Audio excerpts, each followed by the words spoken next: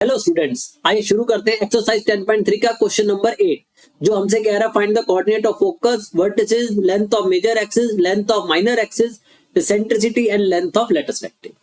तो सबसे पहले हम इसकी इक्वेशन को देख लेते हैं। वो हमें दी हुई है 16x² plus y² is equal to 16।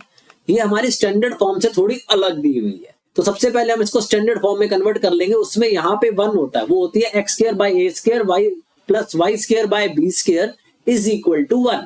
तो पहले हम यहाँ पे 1 बनाएंगे, तो हम डिवाइड बोथ साइड बाय 16 कर देंगे।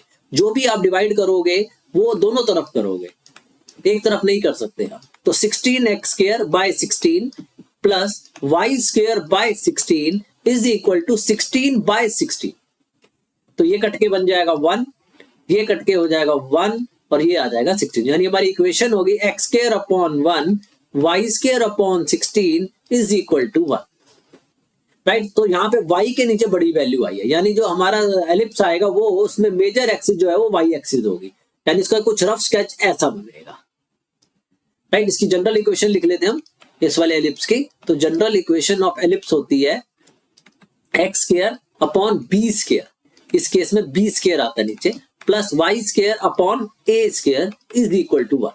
अब आप जब इसको इससे कंपेयर करोगे तो आपको दिखेगा साफ साफ कि b² की वैल्यू 1 आ रही है, यानी b हमारा हो जाएगा 1। ऐसे ही a² की वैल्यू हमारी 16 आ रही है, उधर जाके रूट करोगे तो a की वैल्यू आ जाएगी 4। क्लियर है? अब हम सबसे पहले c निकालेंगे, जिसका फॉर्मूला होता है under the root a² minus b²।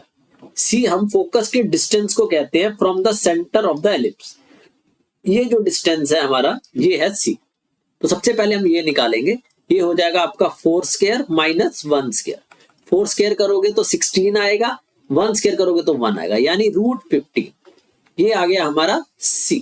पहले सबसे पहले आप a जो कि 4 आया है, b जो कि 1 आया और c जो कि रूट 15 है, तीनों निकाल लिया करो। जैसे ही आप ये तीनों निकाल लोगे तो उसके बाद आपके लिए बाकी चीजें आसान हो जाएंगी। तो आइए देख लेते हैं।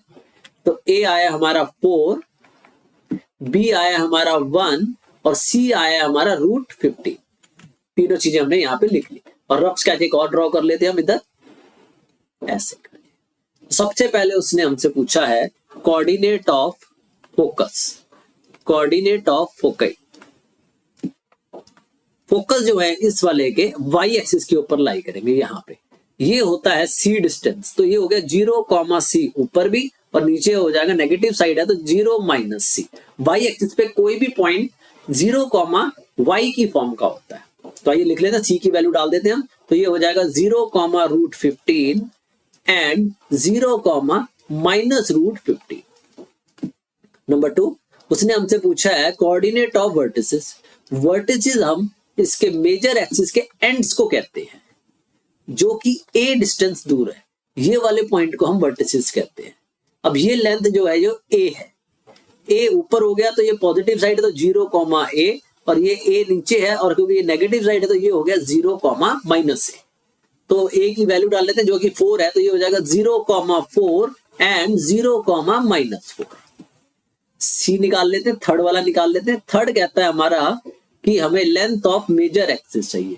तो मेजर एक्सिस जो है हमारी वो है y एक्सिस। अगर आप देखोगे y एक्सिस को तो ये a ऊपर है और a डिस्टेंस नीचे है, तो टोटल लेंथ हो जाती है इसकी 2a। a की वैल्यू है 4, तो 2 इंटू 4 यानी ये हो जाएगी 8 यूनिट। नेक्स्ट आइए number 4, length of minor axis.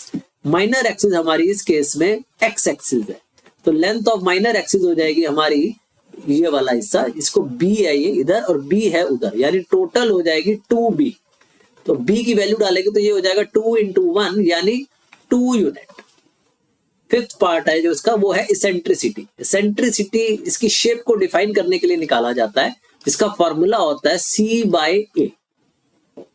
Right, तो c हमें दिया हुआ है रूट 15 और a है हमारा 4 जो कि लेस देन 1 आ जाएगा। नेक्स्ट आ जाइए नंबर 6, हमें लेंथ ऑफ लेटस रेक्टेंगल पूछी है। लेटस रेक्टेंगल इसकी कॉर्ड को कहते हैं हम, जिसका फॉर्मूला होता है 2b² बाय a। हम b की वैल्यू डाल देंगे जो कि 1 का स्क्वायर है और a की वैल्यू डाल देंगे जो कि 4 है, तो ये हो गया 2/4 यानी 1/2 यूनिट। तो ये आ गई हमारी लेटस रेक्टेंगल की लेंथ। ये हो गई सेंट्रिसिटी, ये minor axis, major axis, coordinate of vertices and coordinate of focus. Total उसने हमसे 6 चीजें पूछी थी। तो आई थिंक आपको 6 चीजें समझ आ गई होंगी। तो please like, share and subscribe.